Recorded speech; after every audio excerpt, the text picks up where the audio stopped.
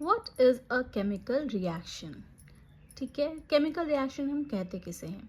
तो chemical reaction एक ऐसा प्रोसेस है जिसमें सर्टेन सब्सटेंस जो होते हैं वो साथ में रिएक्ट करते हैं एंड रिएक्ट करके बनाते हैं दो नए सब्सटेंस हैविंग डिफरेंट प्रॉपर्टीज, जिसको हम कहते हैं chemical reaction. For example, hydrogen and oxygen react together to form water. यहाँ पे हाइड्रोजन एक गैस है, ऑक्सीजन एक गैस है और हम इसे कहते हैं रिएक्टेंट. अब जब ये रिएक्ट करता है तो एक नया सब्सटेंस बनाता है जिसे हम वाटर कहते हैं, which is in the liquid form. Okay, now कितने तरीके के रिएक्शंस होते हैं? सबसे पहला है हमारे पास combination reaction.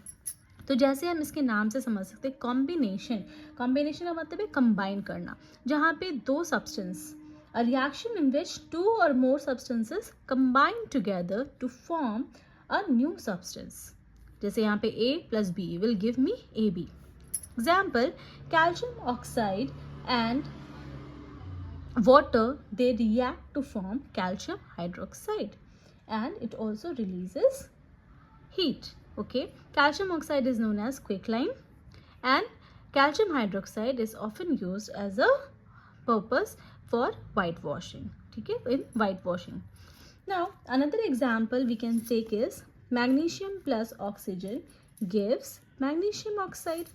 Carbon plus oxygen gives carbon dioxide. So all these are the example of combination reaction. Next है हमारे पास decomposition. कॉम्बिनेशन का सीधा उल्टा होता है डिकम्पोजिशन. इसका मतलब a reaction in which a substance is broken.